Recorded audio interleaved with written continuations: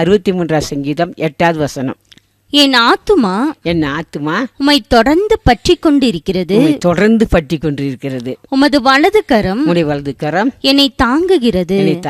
அவர் ஆத்மா என்ன செய்யும்? தாவீதுடைய ஆத்மா கர்த்தரை தொடர்ந்து பற்றி கொண்டிருந்ததான். நம்மள அவர் தொடர்ந்து பற்றி கொள்ள வேண்டும். கஷ்டம் வந்தாலும், துன்பம் வந்தாலும், தொல்லைகள் வந்தாலும், எந்த சூழ்நிலையிலும் அவரை விட்டு நம்ம வலதுவரம் செய்யக்கூடாது, இடதுவரம் செய்யக்கூடாது. அவரை முழுமையாக தொடர்ந்து பற்றி கொள்ள வேண்டும். அவர் தான் என்னுடைய துணை, அவர் தான் எனக்கு எல்லாம் அப்படின்னு சொல்லி அவரை நம்ம உறுதியாய் பற்றி கொள்ள வேண்டும். உத்தரங்கள் வரலாம், பாடுகள் வரலாம், கண்ணீர்கள் வரலாம், வேதனைகள் வரலாம், நிறைய மகிழ்ச்சியான காரியத்தை நம்ம வாழ்க்கையில் வரலாம். ஆனால் அந்த சூழ்நிலையிலும் நம்ம என்ன செய்யக்கூடாது? மகிழ்ச்சி பார்த்து கர்த்தரை விட்டுறக்கூடாது. தாவீது சொல்கிறார், அவர் பெரிய ராஜா. ஒரு நாள் ஆடி மேய்ச்சி கொண்டிருந்தார். அவரைத்தான் தேவனாய் கர்த்தர் ராஜாவாக மாற்றினார்.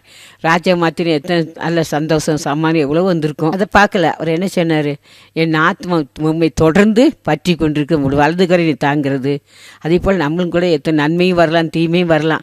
எப்படிப்பட்ட சூழ்நிலையிலும் கர்த்தர் நம்ம என்ன செய்யணும்? ஆத்துமா ஒவ்வொரு நாள் ஆத்துமா, நான் சும்மா வாய்ட்டு நம்ம பற்றிக்கொள்ள. அவர் சொல்கிறாரு, என் ஆத்மாவை தொடர்ந்து பற்றி கொண்டிருக்கிறது. வாய்னால் நம்ம துதிக்கிற மட்டும் இல்லை, நம்ம ஆத்மா உள்ளான ஆத்மா நம்ம ஆண்டவர் பற்றி கொள்ள வேண்டும். நம்ம வாய்ட்டு மாட்டும் செவம் பண்ணிட்டு விட்டுறக்கூடாது. நம்ம உள்ளா நம்ம ஆத்மா அவரை பற்றி கொள்ள வேண்டும். அதுதான் கர்த்தர் விரும்புகிறார். அதனால தான் கர்த்தர் தாவீதுக்கு துணையாக இருந்தார். எவ்வளோ பிரச்சனைகள் நீங்கள் வாசித்து பார்த்தீங்கன்னா, சங்கீதத்தில் 1 சாமுவேல்லாம் வாசித்து பார்த்தீங்கன்னா, அவர் எவ்வளோ பாடுகள் பட்டார், எவ்வளோ கஷ்டப்பட்டார் என்பதை நம்ம அறிந்து கொள்ள முடியும். அந்த சூழ்நிலையும் கர்த்தர் வீட்டார் பின்வாங்கலை. அது மாத்திரல, அவருக்கு எத்தனையோ நன்மையான காரியம் வந்துச்சு. ராஜானா எவ்வளோ பெரிய காரியம் பாருங்கள். அவ்வளோ நன்மையான காரியம் வந்தால் கூட கர்த்தர் விட்டு அவர் என்ன செய்ய பின்வாங்கவே இல்லை. அதான் சொல்கிறாரு, என் ஆத்மா தொடர்ந்து பற்றி கொண்டிருக்குன்னு சொல்லி. நம்மளும் கர்த்தரை நம்ம என்ன சூழ்நிலையும் நம்ம ஆத்மா கர்த்தரை பற்றி கொள்ள வேண்டிய அருமையானவர்களே.